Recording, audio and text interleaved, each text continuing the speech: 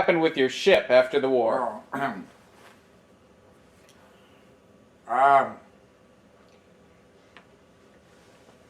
after we discovered we had the hole in our side, after we pulled in San Diego, we took the ship up to the East Coast and finally decommissioned the ship in Portland, Oregon. Unfortunately, because of the untruthfulness of my friend who went home to see his girlfriend to marry, he never came back to the ship. He went AWOL. He lost his rank, and I ended up in the position of being the only available guy to take care of the things that needed to be taken care of as we decommissioned and finally sold the ship to the country of Formosa.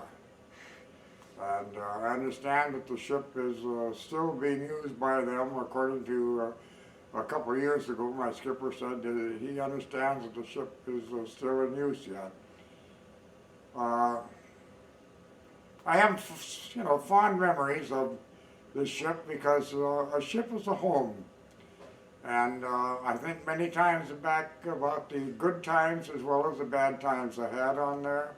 I think of the shipmates that I had as much like brothers. There was a brotherhood that took place, a camaraderie, a feeling of you're important to me and I'm important to you. And when you leave a ship, you leave a lot behind you that you really don't want to leave. I'm thankful of having been able to keep in both physical contact, phone contact, letter writing contact with many of the old crew but unfortunately now I've hit an age that I understand there's only about 15 of us alive. A sorry thing is that because of the early arrival at Nagasaki, many of my shipmates have died of cancer. I find myself in the same position. I don't blame anybody for it, but that happens. I many times think about would my life have changed had I gone home right then? Would I have married the same gal? Would different things have happened? I don't know. I just count my blessings for having had the experience, coming out of it safely, and the memories that were good. I'm glad we won the war. Very, I guess, grateful for a country that has been good to me as a result of my service. I was able to pursue a trade, apprenticeship with governmental support, go to college, many courses that Uncle Sam paid for. I think that America has well paid me back for being their servant. What was the homecoming like when you got back to Sauk Rapids? What was the reception?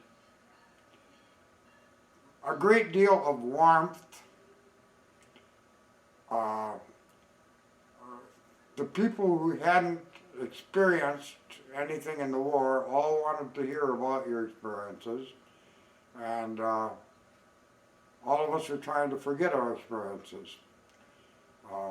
Fortunately, I had a father and a mother who were so kind and considerate that they knew that I really didn't want to talk about some of the sad times and things in my life or what happened or any dangers or anything else. So both my parents died without knowing very little about my service life, except I was in the Navy and I was in the war.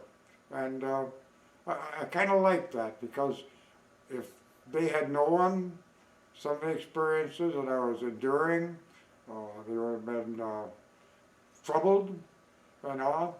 So it seems like I've kind of been blessed by both a good guardian angel, by a loving God, and I don't know, the blessings of having a girlfriend that ended up being my wife, giving me the children, grandchildren, the love and the care that sometimes we only dream about having.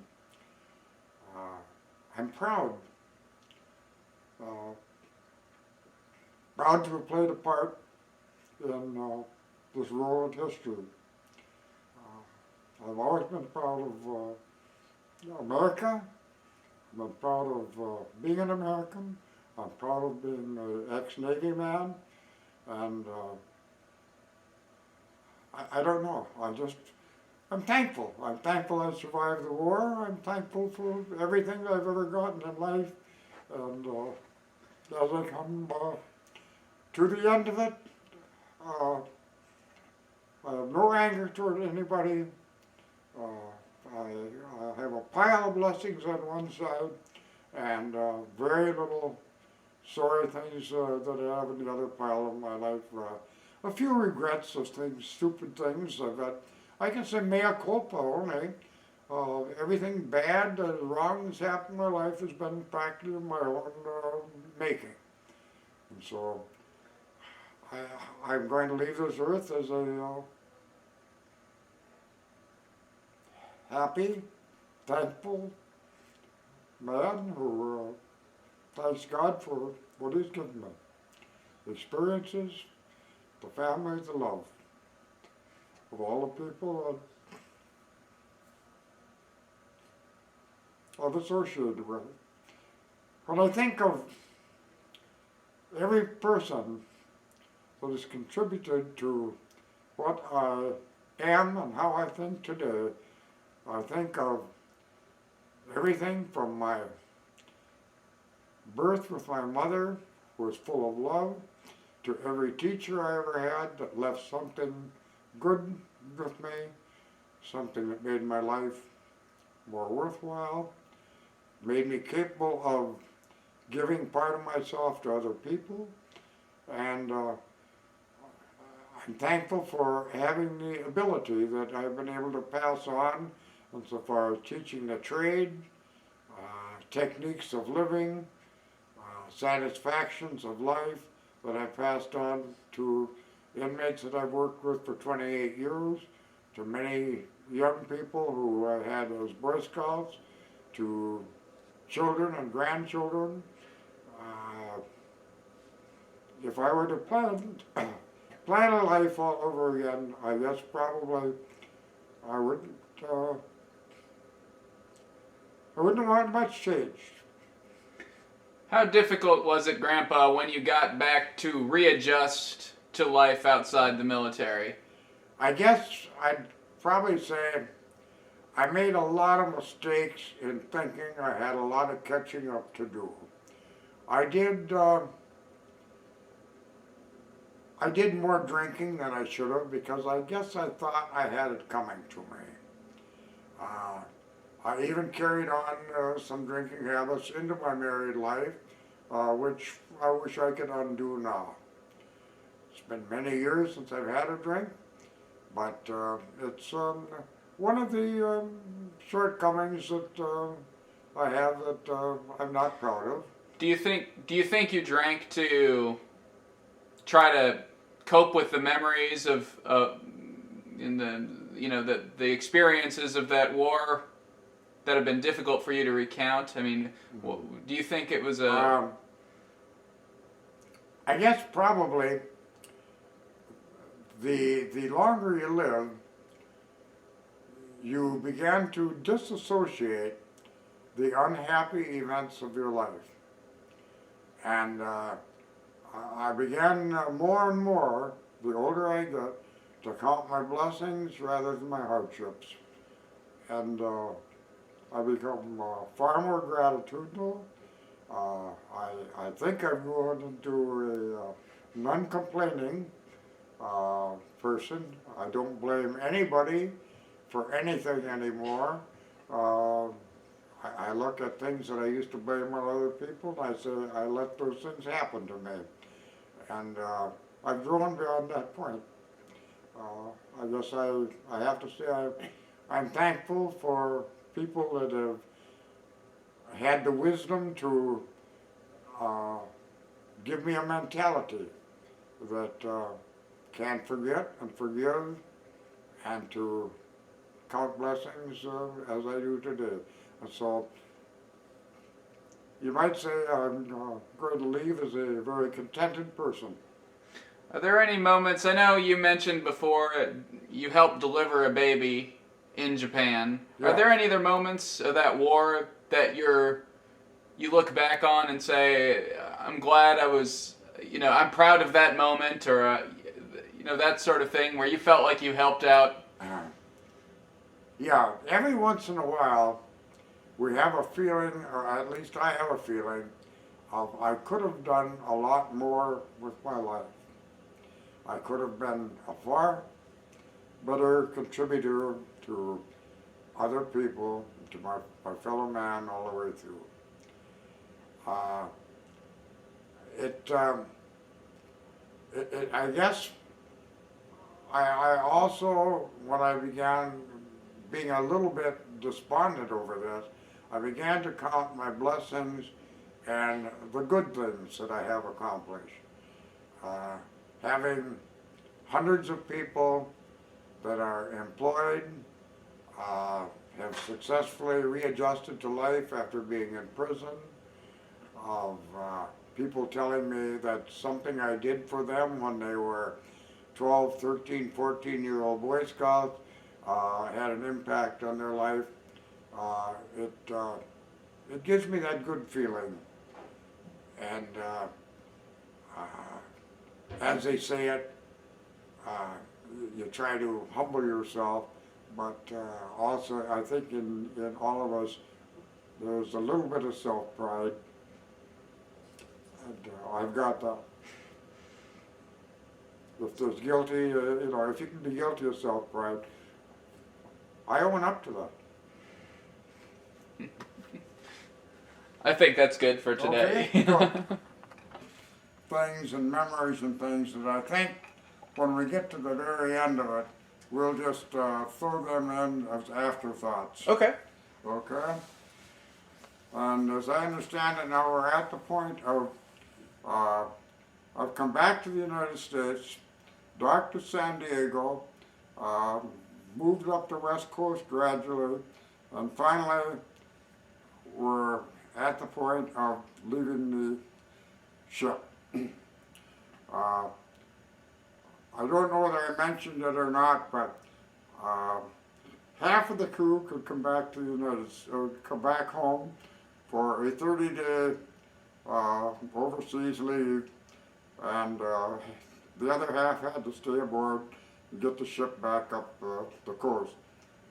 The leading bosun mate, of course, his name was Maurice Joyner, and he and I had to flip a coin to see which one of us stayed with the ship and which one got the 30 days.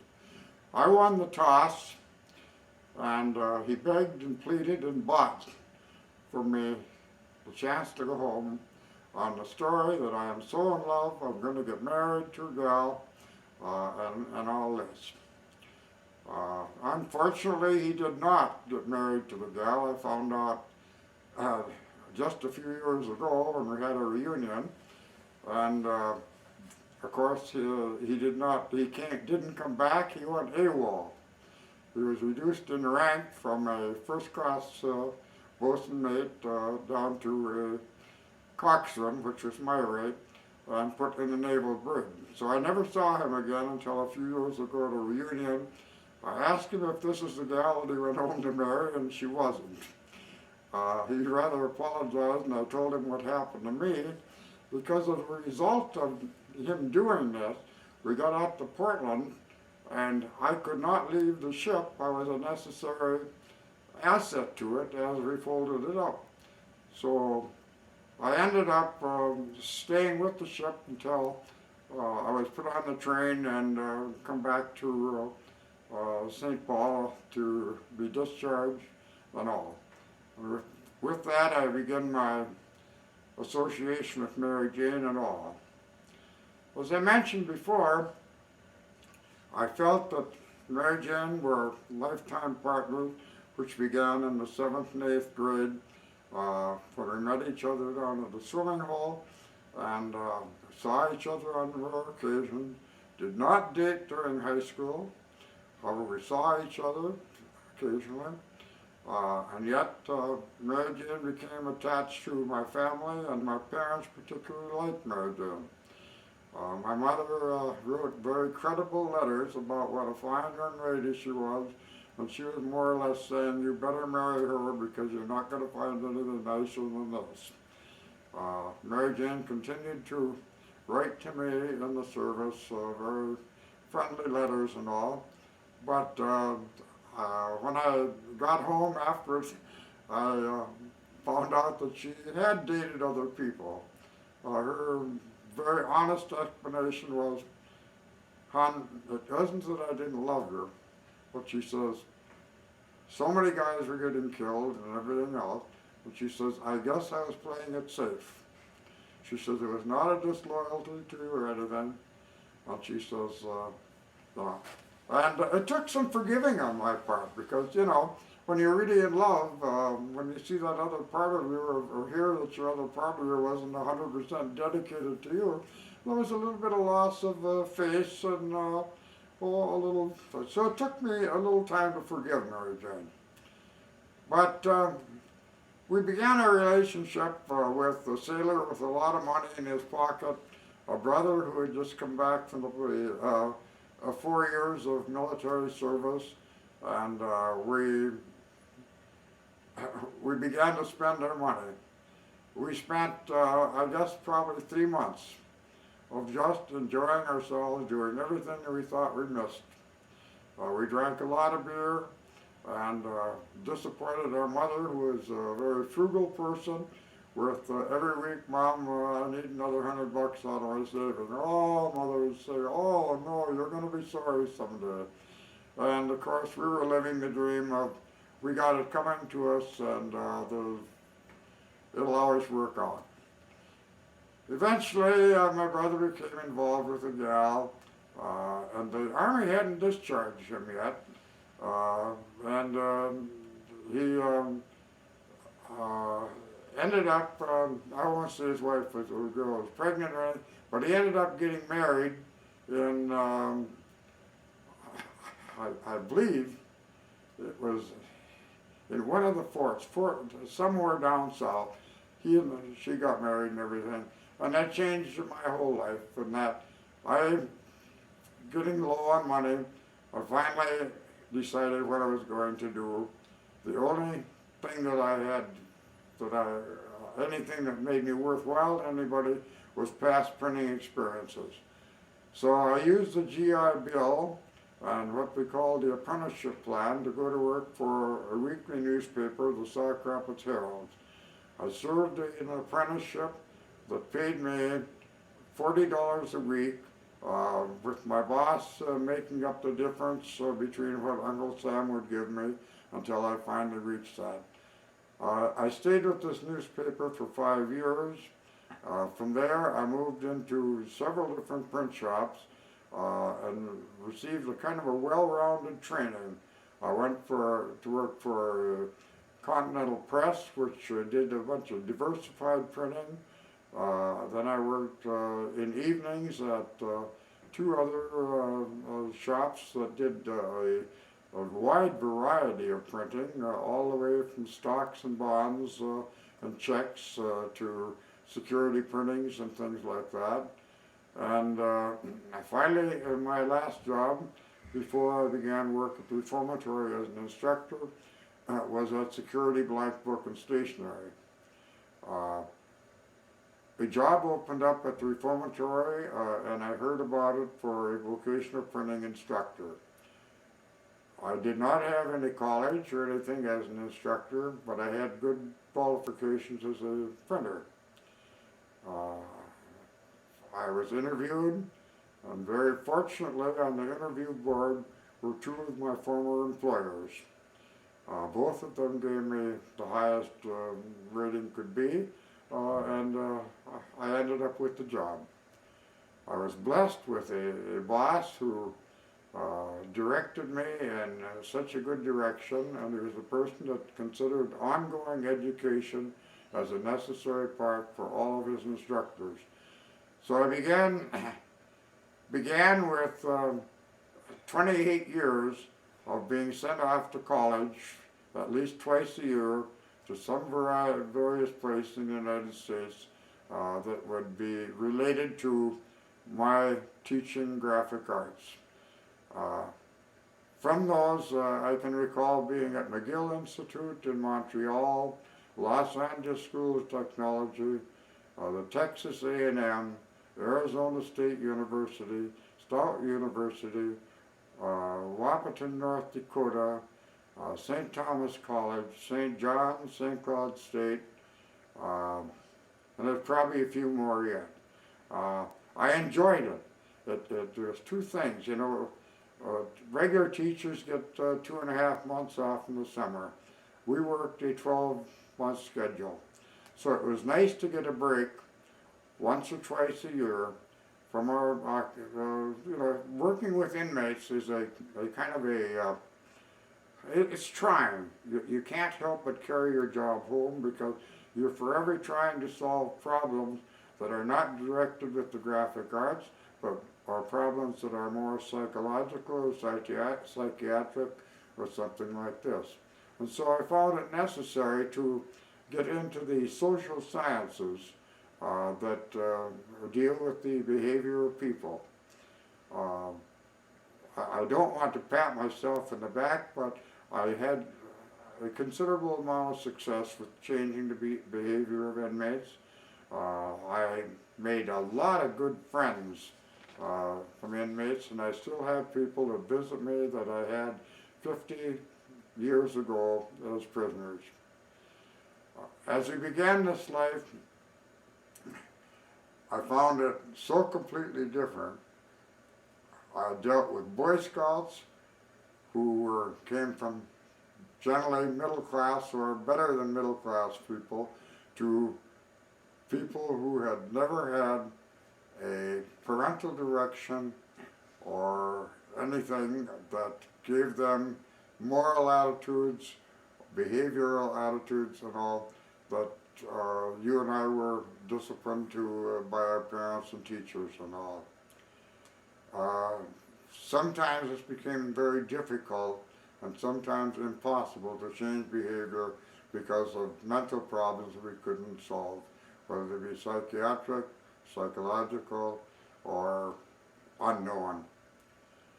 However, in the process, I have to say, during the course of the 26 years, I probably trained well over 1,000 people, of which today at least 60% of them were engaged in the printing industry and became useful, productive citizens.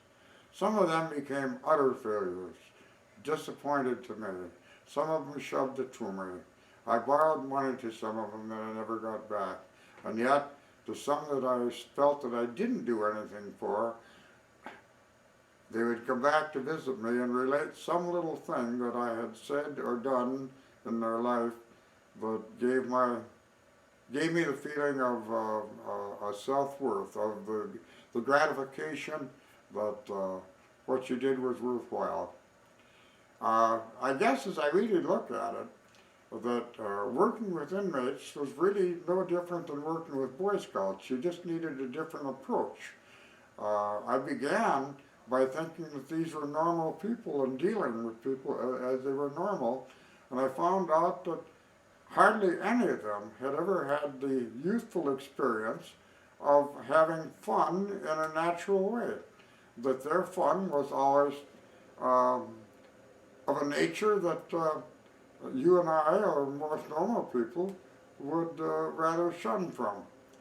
And there were so many different things that I found that were that made me capable of changing behavior once I recognized that I was dealing with people that had not had the same life experiences as people who did not come from deprived families. Time just would not allow, our words just would not allow the variety of experiences and behaviors that took place during these periods. I had an occasion of an inmate who was serving a 17-year life sentence for reasons of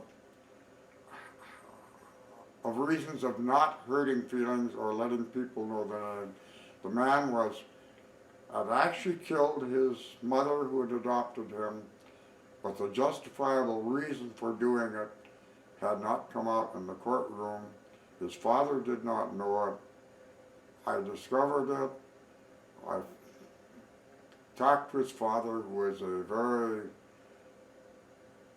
I won't say rich person, a very intelligent, well-known person in his community. His father came to see me. We talked over the situation. His father could not believe what I was telling him, but he says, I have ways of finding out. The story had such a happy ending that I cannot tell you about how it got there, but the lad received a governmental pardon in 8 weeks' time. He was left out of jail with absolutely no publicity. No one knew it except a very, very few people. He was not put on parole. He was discharged to another state where he could begin a new life. He began his new life as a linotype operator out of state. I hear from him occasionally. It's one of the many, many stories of happiness that comes to, did I do anything worthwhile in life? There are so many of these here that if I were to tell you any more than 2 or 3 of them, you would think this guy is just patting himself on the back. But I think that everybody does need a little self-satisfaction. And as I reflect about the failures in my life, I can also weigh these things in that make life worth living yet and give me a feeling of fulfillment. Tell a couple more. Pardon? Or do you have a couple more stories that you can tell like that? Our inmates? Yes, I can tell you stories that are unbelievable. One of them is a case of 2 identical twins that were called defective delinquents. These kids were identical, but the other identical thing about them was that they had memories and an association that you could only believe in some type of a story that you'd say, I can't believe it. They had a means of communication without words, no matter where one or the other one was, they knew what they were doing. An example of the many examples I experienced with them was that Ronnie, who was one of their names, was in prison and with me. Incidentally, I had both of them in the shop at a variety of times over a period of 3 or 4 years. His brother was sent to one of our penal camps. On this day, his brother, who's in jail, says to me, Boss, Donnie stole a car today. He stole the caseworker's car up at Moose Lake. I said, how do you know that? Well, he says, he did. Don't you know that? And I said, no. I said, how do you know it? Well, he says, I just know it, that's all. It's unbelievable, but the next day, I get the word that he actually had done this. His brother knew that he had stolen a car and escaped from Moose Lake. There were things that, they were comical kids. I remember one day that a parole agent locked his car out in front of the prison and left his keys in it. He was up telling me about it. He was talking to one of the inmates that was in my charge, and I said, I think a guy can solve that for you. So here's one of the twins in handcuffs, and The only tool he had was a paper clip. And he went out within 15 seconds. He opened the case of the parole agent's car for him, everything brought him in. So skilled and talented. Anyway, I have to say this. These two boys were in and out of the prison for probably a period of 20 years. One or the other of them was dropping by to see me with their girlfriend or anything. They gave me different stories. The climax of my association with them happened within the last year. But Donnie came to me and says, Ronnie got killed. I said, how do you know that? He says, well, he was drunk. He says he was on dope. He was eating all that horseshit stuff and everything. And he said he got hit by a car. He says it broke him all up and everything. You know. He said, that's all right. He says he had cancer of the lung and all kinds of things. He was just mixed up and everything else. I said, how do you know this? He said, I just know it and everything, you know. I never read it in the paper or anything else, but I believe, and I honestly believe, that that's what happened to his brother. They had an unbelievable mental capacity to know what the other one was doing practically all the time. I would guess that I would not be surprised if he could tell me where his brother was sleeping or anything else at any one time. So many things like that, that you think these are strange people. Many times inmates are very gifted people, untapped talents. And I think of how this particular talent they had could have worked if it used the right way in the right situations. Okay. So, come down there, we're uncomfortable. Relax. That's nice. So I think you already mentioned, but sort of say it one more time, how you guys first met. Well, we first met when Mary Jane was in the 7th grade and I was in the 8th. And a friend of mine said, I found just a gal for you. What do you mean? He says, honest. He says, I met a gal, and her name is Mary Jane. She lives on the east side, and she swims every day down here at Wilson Park. And you're coming up there to meet her. So the next day, I took a swimming suit. Usually we swam bare ass. And I went down and I met Mary Jane. They introduced me to her. There was a little bit of touching of each other in arms and things like that. And no lovemaking or anything. But we laid on the beach, a nice sandy beach by Wilson Park on the Mississippi River, directly across from the St. Cloud Hospital. And we began to get acquainted. I really knew nothing about her, but there was something physically that I liked about her. It seemed as if this is a gal that doesn't have illusions of prima donna crap and all that. She just, Mary Jane was not that. She was a down-to-earth, a person with, homespun obligations. That's what I saw. I guess I was looking for an imitation of my mother. And I found a lot of that in Mary Jane. An industrious person, a person who was capable of giving love, showing love, loving me, and I saw myself beginning to love her. And this feeling grew in me all through the years, from the time I was in the 8th grade until I came out of the service. My mind, well, first, the only other gal that tried to capture me, you might say, was a gal by the name of Nancy, who I met at the submarine base at New London, Connecticut. And she had some connection. I don't know what it was, but this gal was able to track me down to when I came back to the Pacific. She was in Portland, Oregon, waiting for me. She had known every place I had been and all.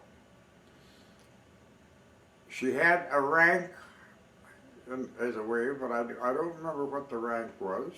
I knew that her father was some way in the military, and other than that, I knew very little about her. Our association was never one of physical contact. We never kissed each other, we never hugged each other. We conversed on common subjects, but it was never explained to me by her why she was there. After I left Portland, Oregon, to return home, I never heard from her again. To start with, like I said, she was the mayor's daughter of Webster, Massachusetts, and that's all I can tell you. Her name was Nancy. She was not a beautiful gal, she was not a homely gal. I don't know what her purpose was, I don't know what her connections were.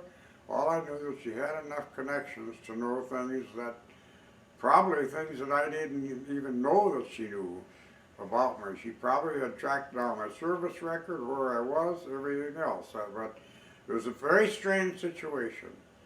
Other than that, I had never ever been connected closely with any other girl. I'd been to the high school proms and girl-asked boys affairs and Job's daughters and things like this here with a variety of very nice young ladies. I don't know anybody that I ever dated that I didn't think was a very kind person, capable of love and everything. I never saw anybody that I'd say, I don't like you because. I would say anybody of the opposite sex, and all. But anyway, something triggered at that age of 8 years old that Mary Jane is my gal. And sight unseen, for another 4 years, we hardly see each other, we don't date. She doesn't ask me to any affairs. I never ask her to any affairs, and that's it. Do you talk to her at all during that period? Just by letter, by telephone, occasionally. But we had no dates in high school or anything else. Anyway, I come out of the service. Well, we corresponded. I won't say we didn't have any dates. We did several times before I went in the service. Meet on occasion, and she got to meet my parents. And while I was in the service, she befriended herself and emplaced herself with my parents. So my mother practically told me, you have to marry this gal. But she wouldn't have had to tell me that because I already had that in the back of my mind.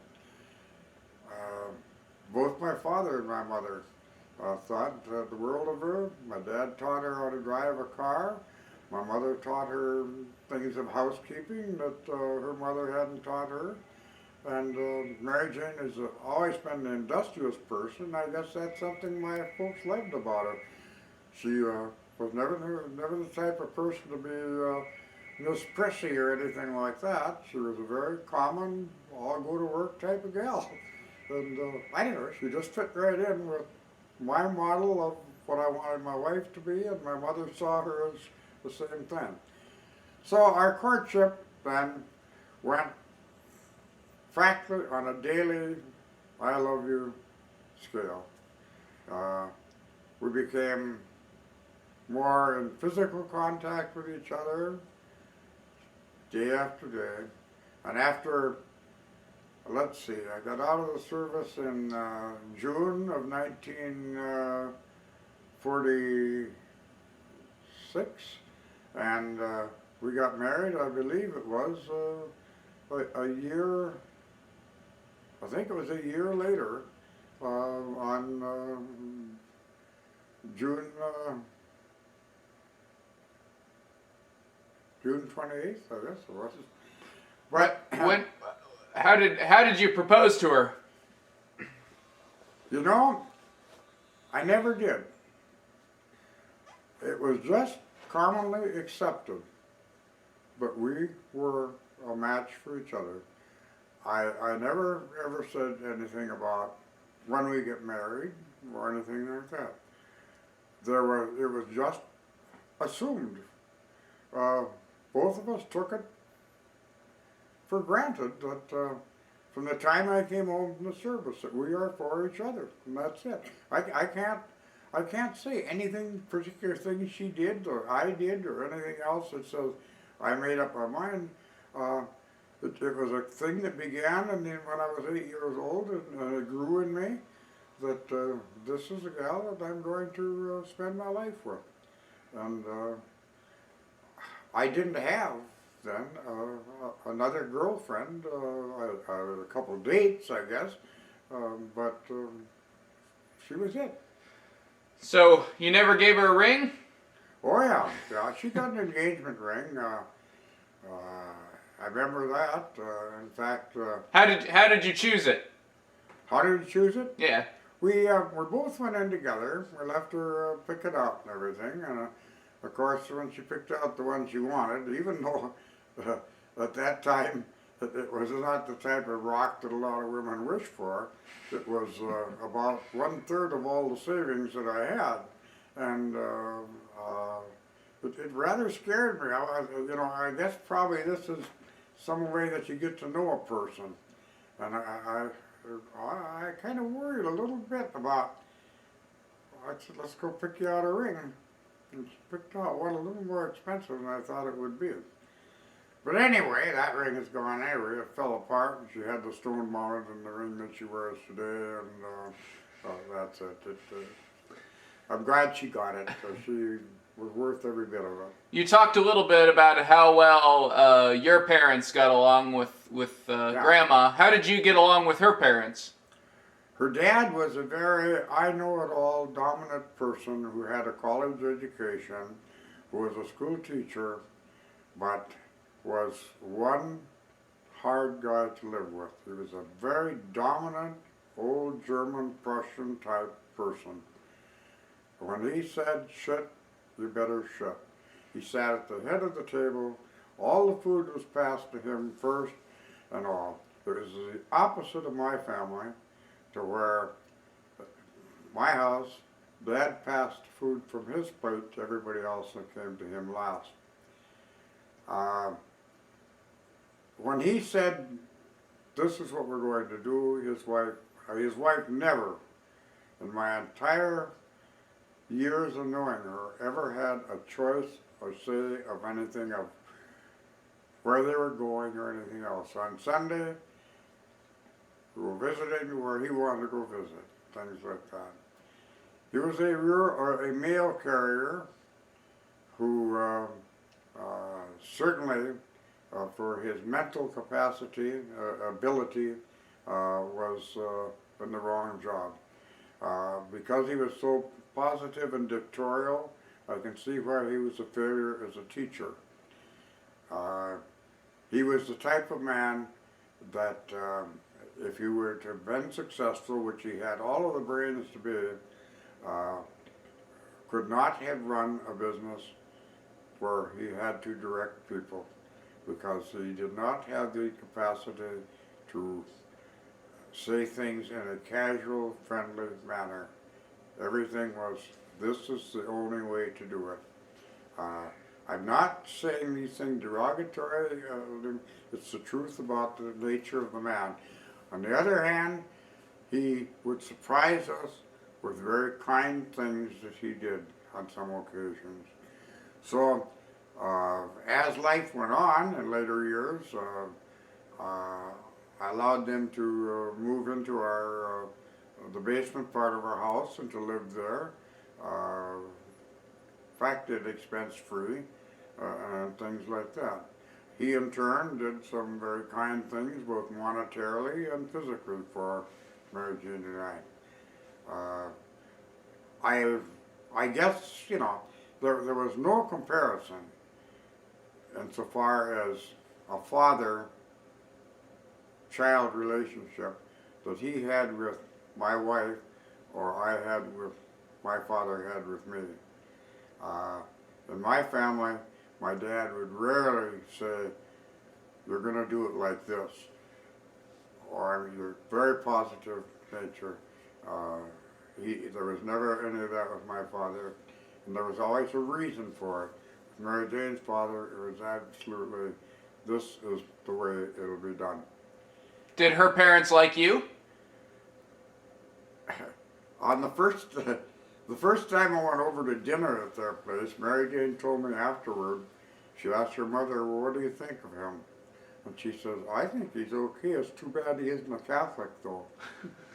They were a very spiritual family. My father-in-law's brother was a priest. There were some nuns in the family. John himself had run away from home when he was a boy. He was my way or else. And his wife inherited some money, which he made some bad investments with and lost. But he grew up and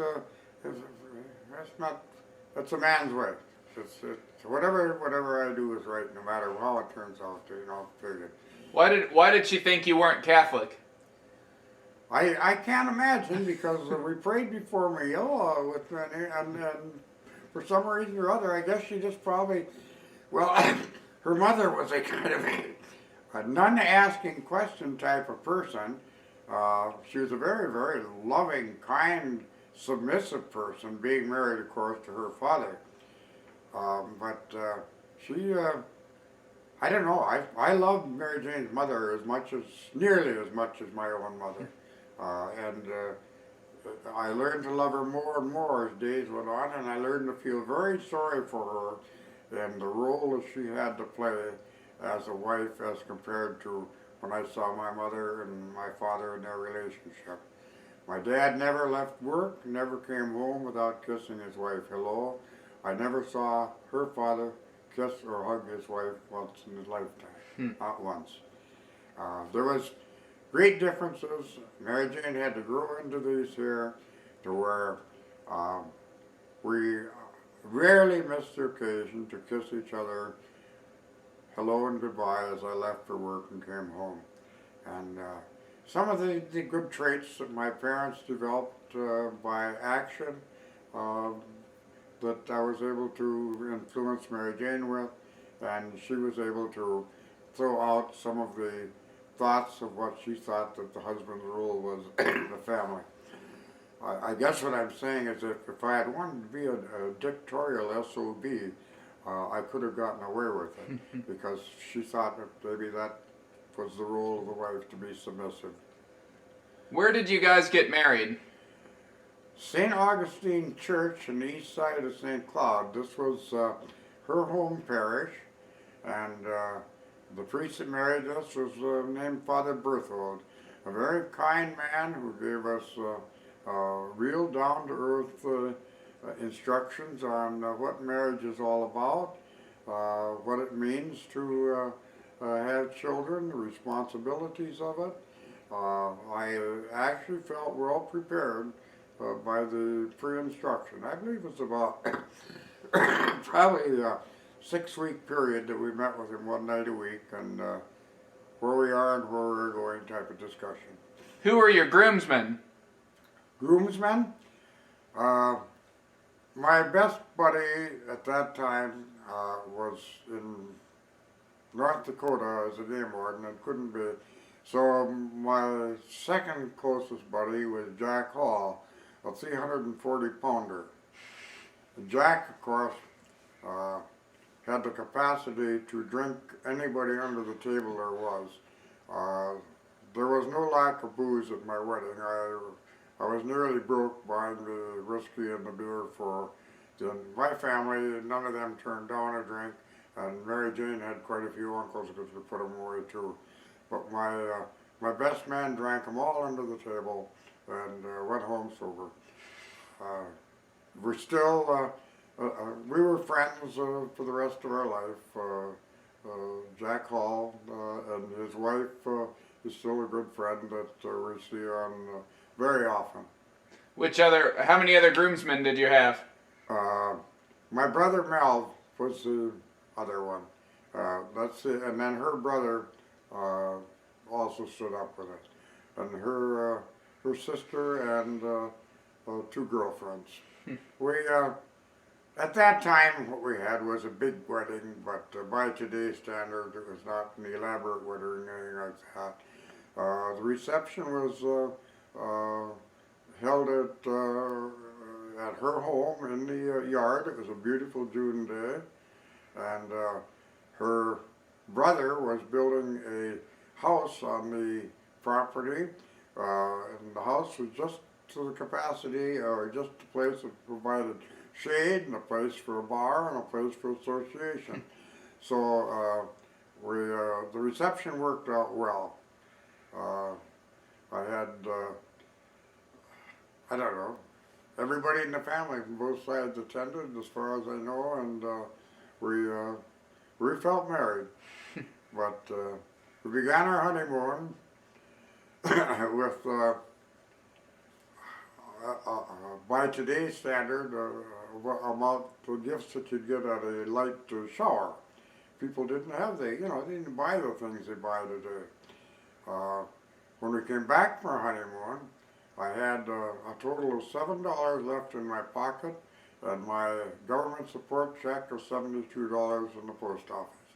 Mary Jane had a letter from her boss saying that he was sorry to inform her, but he had had bad experience employing married women, and today he had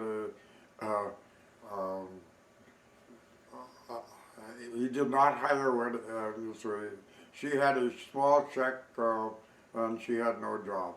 What was she doing? Pardon? What was she doing? What job was that? She was working as for a tax accountant and all. Did you guys have a wedding song? No particular song. In fact, I don't really recall any wedding song.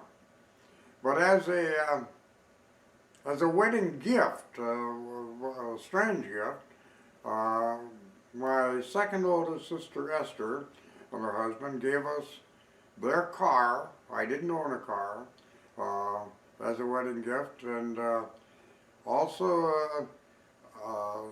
the invitation, a place to live. Being that Mary Jane didn't have a job, Esther said, if you will take care of the house and do the cooking, you can live here for nothing, and that's it. And so we were able to make a good bit of financial progress on the small amount of earnings that I was getting at that time. We put together enough money to buy property and to begin building a house. I think probably 3 years after we were married, we were already building a house and all, which we felt was quite an accomplishment. What role does your faith play in your marriage? Say that again? How does being a Catholic impact your marriage? What kind of role does it play?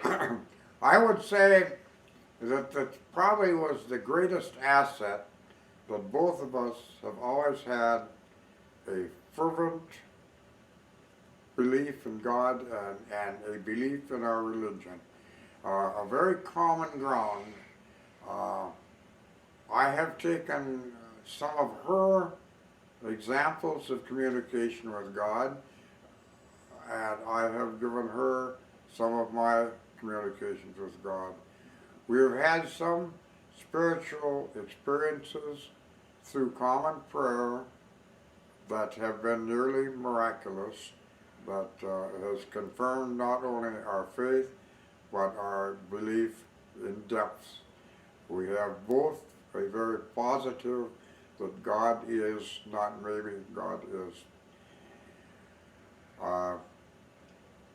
I've had the experience of mentioning that, of a very close relationship with a guardian angel, and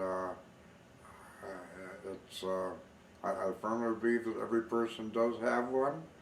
I believe that if you use your head on the occasions of prayer, you can talk to your guardian angel and be guided by him or her, and that there's an ever-presence, non-interfering presence, but it's through the angel, I believe, many things that we ask are received.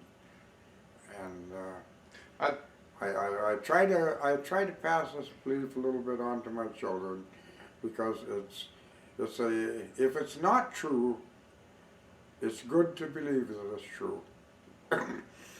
Do you can you think of any instances where faith has helped you through a troubling time? Any stories you can tell about that? I mean, in the context of your married life. Yes, I guess probably the one that stands out more than anything. Our oldest son got a virus pneumonia that was of a nature that the virus was so new that medical science did really not know how to attack it. Our doctor heard or read about a medicine that was just developed then called ATCH. He told me it was going to be very expensive and they had to fly it in Chicago. But Kirk at that time had a temperature between 106 and 107 degrees, and the doctor told us if this goes for 3 days, which it did, he said, you can expect some mental retardation. He said, nobody can have a temperature of 107 without some brain damage. We were mentally prepared for that to happen. Between the two of us, I would say, spent 23 of every 24 hours in the chapel, either her or I, in fervent prayer. Kirk came out of the hospital, there was no brain damage and all. Yes, I do believe. What do you believe some of your wife's biggest strengths are? Her biggest what? Strengths. Strengths?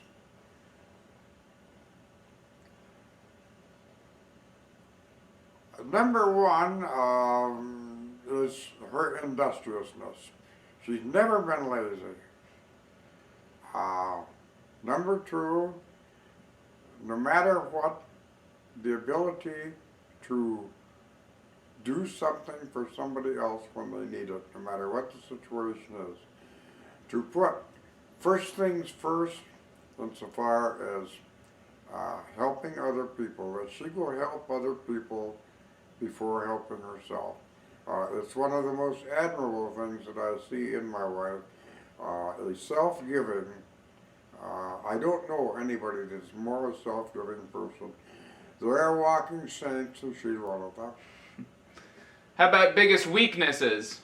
Biggest what? Weaknesses. One weakness that I have to say that she has overcome, she did have a temper that I had a difficult time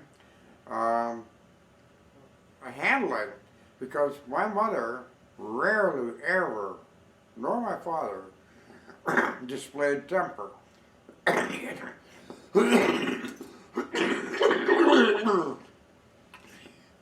Excuse me. Sorry? In Mary Jane's case, it was the opposite. Her dad displayed temper on a several times a day basis, and her mother was a submissive person. Mary Jane, I believe, honestly, felt when she was married, I am not going to be like my mother. And she tried to be positive many times when there wasn't a need to be so positive that I would have done whatever it was or anything anyway. But those are the little problems that you encounter and learn to adjust to each other, and we feel that we've both done a good deal of adjusting, and we have everything the way it should be. What sort of characteristics do you have in common? Well, the first one is children are foremost in our family. I would say caring for people, other people, beginning with family, but they're extending to neighbors and even unknown. Mary Jane is a very charitable person. I'm a fairly giving person, but Mary Jane would give away the store. We've supported an orphan we have never seen for years. Uh, she's a very generous contributor to not only church but to other charities. She, both of us, have donated a great deal of time to various charitable works through the different organizations we've gone to. I think one of Mary Jane's biggest assets is she is never afraid of going to work for anything that needs to be done, whether it's charitable work or what. She puts her back to it. Do you have any characteristics that are in conflict? Conflict?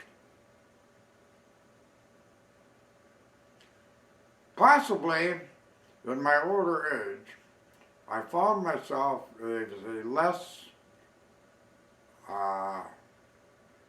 industrious person than I used to be.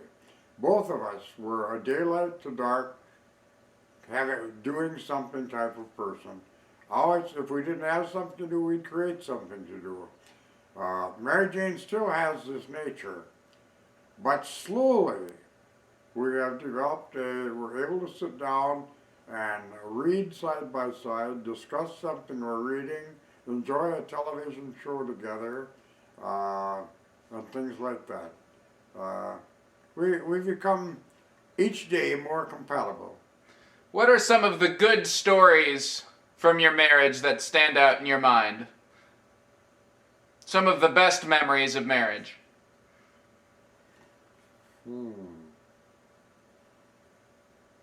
Well, I have to ponder that for a while. I have so many good memories.